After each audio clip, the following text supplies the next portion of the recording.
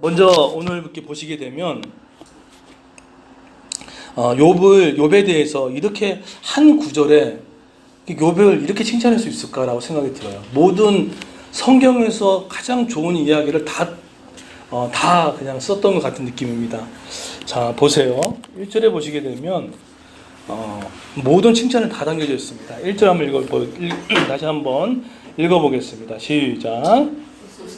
욥이라 불린 사람이 있었는데 그 사람은 온전하고 정직하여 하나님을 경외하며 악에서 떠난 자더라. 어떻게 한 인물에게 이렇게 네 가지의 칭찬이 담아져 있나 할 정도로 욥의 칭찬을 보게 됩니다. 근데 오늘 이 구절마다 내용을 이렇게 보면은 그 의미가 좀 다릅니다. 자, 그러면 첫 번째로 보세요. 성경에서 말했던 이 온전하고라는 이 온전은 무슨 뜻이냐면 이 히브리어로 탐이라고 합니다. 이 뜻은 뭐냐면 흠이 없다라고 하는 거예요. 그래서 만약에 이 단어가 사람에게 적용될 때는 내용이 좀 다릅니다. 이 단어가 사람에게 적용될 때는 내적인 동기가 순수하여서 나무랄 데 없는 성실함을 말합니다.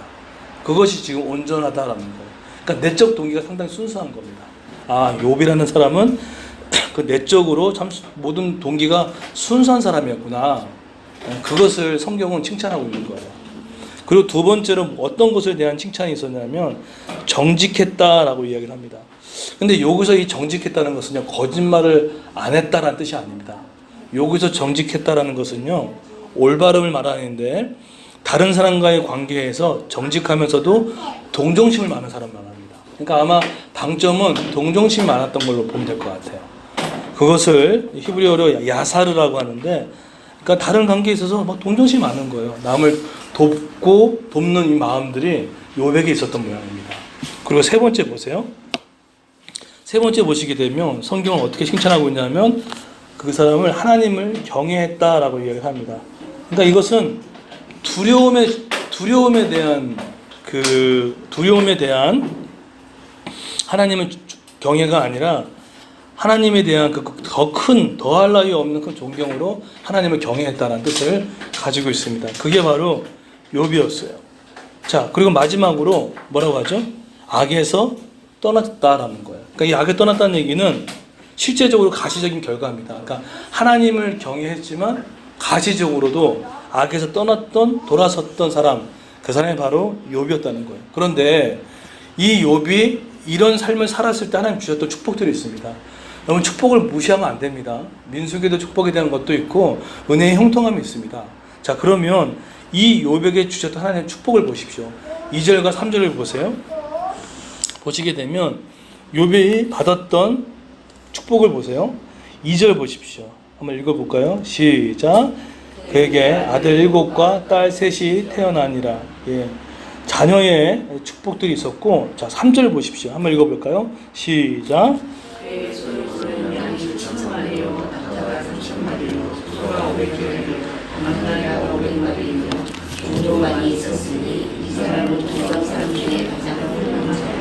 예, 양이 7,000마리가 양이라는 것은요, 양은 있다는 것은 목축업을 했다는 뜻입니다. 그래서 이 양이 있다는 것은 매일 젖을 생산하면서 1년에 한 번씩 양털을 제공해 주거든요.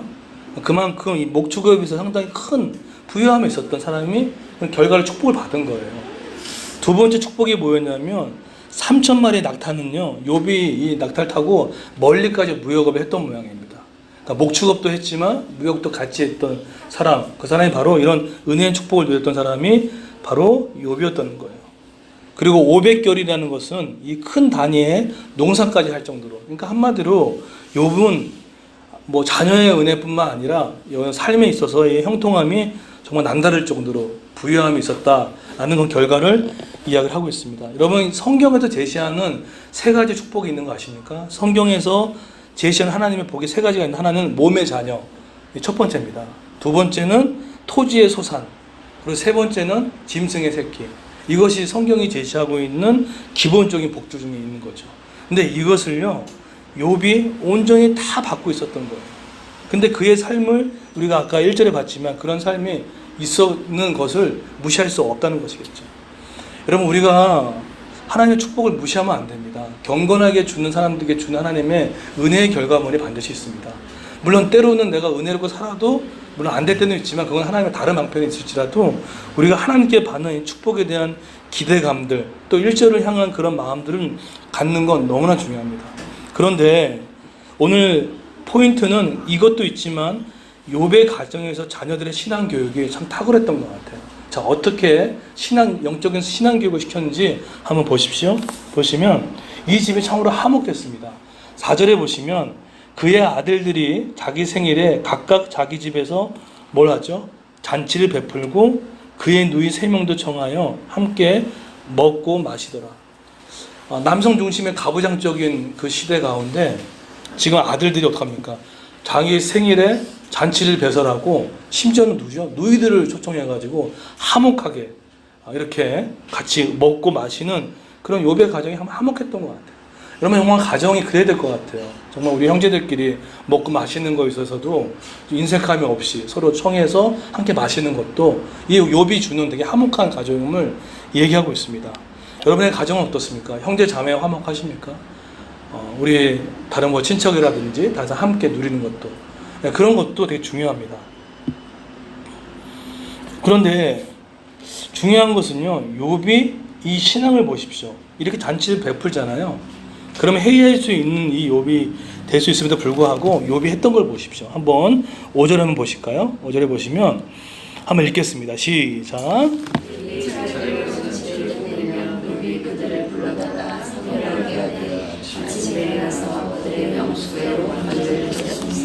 그들이 말하기를 십시의 아들들의 죄를 범하여 마음으로 눈을 돌리게 하였을까 하니라. 네, 참 희한하죠. 잔치를 끝냈어요.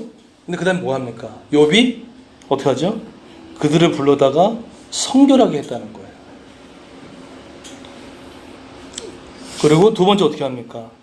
또 아침에 일어나서 그의 명세대로 뭐 했다고요? 번제를 드렸다라고 이야기를 합니다.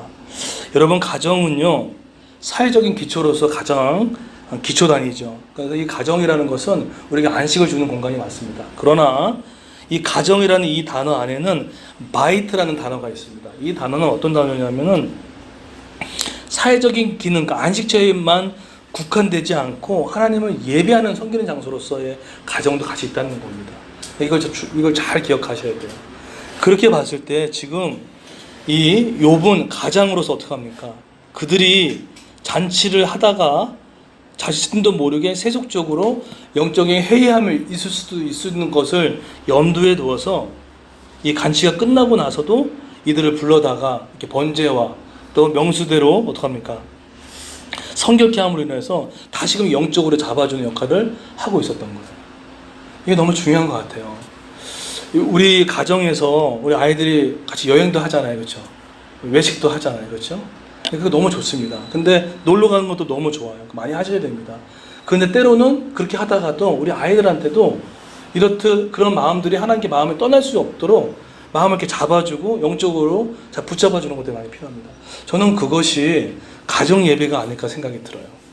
우리 일주일에 한 번이라도 우리 아이들한테 일상의 학교 생활이 끝나고 와서 또 끝났을 때 아이들과 함께 말씀을 같이 읽고 예배할 때 아이들의 생각이 세상으로만 흘러가지 않게끔 하는 역할을 감당해 주는 거, 그것이 너무 중요한 가정이 아닌가라는 생각들을 하게 됩니다. 그래서 기억하셔야 돼요. 욥의 가정은 단순히 자기가 받았던 모든 몸의 축복들을 그걸로 끝나지 않고 아이들이 그것을, 자녀들이 그것을 갖고 해야지 않기 위해서 또 이렇게 성결하게 하고 또 범죄를 드림을 말미암아 그들을 정결케 만드는 일을 감당했던 것처럼 우리의 부모도 우리의 가정도 자녀들에게 가장으로서 역할을 감당할 뿐만 아니라 제사장적으로 역할을 가장을 감당하는 그런 우리의 가정이 되는 저와 여러분들을 예수님으로 축원드리겠습니다. 예, 제가 다 같이 한번 기도하도록 하겠습니다. 예.